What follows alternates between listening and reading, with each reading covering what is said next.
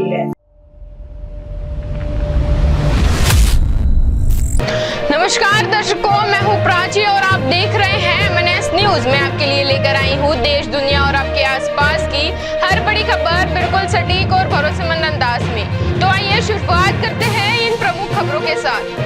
जिंदगी की परीक्षा में सब कुछ आउट ऑफ सिलेबस होता है। IIT दिल्ली में PM मोदी का छात्रों को बड़ा संदेश।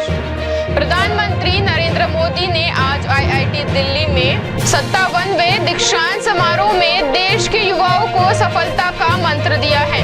अपने संबोधन में PM मोदी ने कहा कि जिंदगी की परीक्षा में सब कुछ आउट ऑफ सिलेबस होता है, इसलिए युवाओं को हर परिस्थिति के लिए खुद को तैयार रखना चाहिए। PM मोदी ने छात्रों से कहा कि जीवन में जिज्ञासा को हमेशा जिंदा रखने और सीखने की प्रवृत्ति को कभी खत्म न होने दें। उन्होंने युवाओं को पुरानी और स्वीकार की जा चुकी सोच पर सवाल उठाने और नए समाधान तलाश करने की सलाह दी है।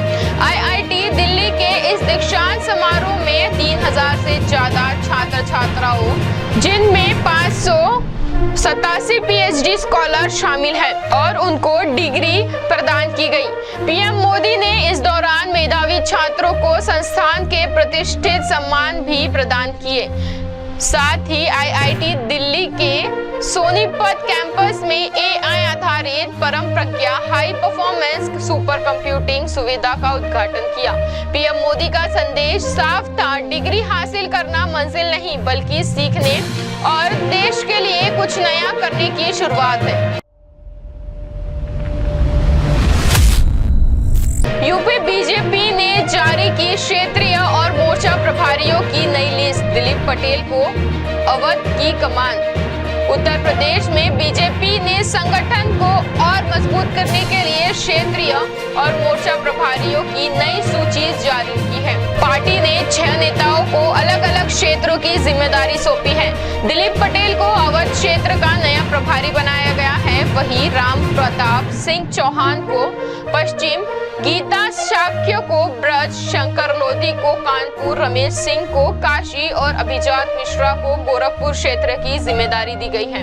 मोर्चों की बात करें तो राजेश चौधरी को युवा मोर्चा, संजय राय को पिछड़ा मोर्चा और डॉक्टर धर्मेंद्र सिंह को अनुसूचित मोर्चा का प्रभारी बनाया गया है। इसके अलावा कामेश्वर सिंह को महिला मोर्चा, डॉक्टर प्रियंका रावत को अनुसूचित जनजाति मोर्चा, देवेश कोरी को अल्पसंख्यक मोर्चा और शंकर गिरी को किसान मोर्चा की जिम्मेदारी मिली है। पार्टी ने गोविंद नारायण शुक्ला को मुख्यालय प्रभारी और नरेंद्र शर्मा को मीडिया प्रभारी बनाया है। बीजेपी का कहना है कि नियुक्तों से संगठनात्मक गतिविधियां और पार्टी के अभियानों को और मजबूती मिलेगी। भारत से फिर टकराव हुआ तो क्या पाकिस्तान के साथ खड़े होंगे टर्की और सऊदी अरब? नए रक्षा समझौते से बड़े सवाल। भारत और पाकिस्तान के बीच अगर एक बार फिर सैन्य टकराव होता है तो क्या इस बार पाकिस्तान को टर्की और सऊदी अरब का भी साथ मिलेगा? दरअसल सऊदी अरब के मक्का शहर में सऊदी अरब, टर्की और पाकिस्तान ने एक संयुक्त रक्षा समझौते पर हस्ताक्षर किए हैं। समझौते के मुताबिक तीनों देशों में किसी एक पर हमला होने की स्थिति को तीनों देशों पर हमला माना जाएगा। इस समझौते के बाद भारत पाकिस्तान संघर्ष को लेकर कई सवाल उठ रहे हैं। सबसे बड़ा सवाल यही है कि अगर भारत ने ऑपरेशन सिंदूर जैसे कोई सैन्य कार्रवाई की तो क्या टर्की और सऊदी अरब पाकिस्तान के समर्थन में उतरेंगे? ऑपरेशन सिंदूर के दौरान भी पाकिस्तान को चीन और टर्की से सैन्य और रक्षा उपकरणों में स्तर पर मदद मिली थी। हालांकि नए समझौते का मतलब यह जरूरी नहीं है कि भारत पाकिस्तान संघर्ष की स्थिति में सऊदी अरब या टर्की सीधे भारत के खिलाफ युद्ध में उतर जाएंगे। इसकी वास्तविक भूमिका परिस्थितियों और समझौते की शर्तों पर निर्भर करेगी। अब नजर इस बात पर है कि भारत पाकिस्तान के बीच भविष्य में तनाव बढ़ने की स्थिति में यह नया रक्षा गठजोड़ किस तरह सक्रिय होता है। नशे में दो तेज रफ्तार मर्सिडीज ने 70 साल की महिला को रौंदा, मौके पर मौत। वीडियो आया सामने। दिल्ली के नरेला से तेज रफ्तार और नशे में ड्राइविंग का खौफनाक मामला न्यायालय अपार्टमेंट के बाहर एक तेज रफ्तार मर्सिडीज ने कई गाड़ियों को टक्कर मार दी, जिसके बाद मॉर्निंग वॉक पर निकली 70 साल की बुजुर्ग महिला इसकी चपेट में आ गई। हादसे में महिला की मौके पर ही मौत हो गई, जबकि एक अन्य वाहन चालक के घायल होने की खबर आई है। मृतका की पहचान उर्मिला के तौर पर हुई है, जो रोज की तरह सुबह टहलने के लिए घर से निकली थी। स्थानीय लोगों ने मर्सिडीज चालक को पकड़कर पुलिस के हवाले कर दिया। आरोपी की पहचान शुभम के रूप में बताई जा रही है। रिपोर्ट्स के मुताबिक आरोपी के पिता हरियाणा पुलिस में सब इंस्पेक्टर बताए जाते हैं। पुलिस ने आरोपी को हिरासत में लेकर मामले की जांच शुरू कर दी है। वहीं मर्सिडीज से बियर की एक कैन मिलने की बात भी सामने आई है। हादसे का वीडियो सामने आने के बाद तेज रफ्तार और नशे में ड्राइविंग को लेकर एक बार फिर गंभीर सवाल खड़े हो गए हैं।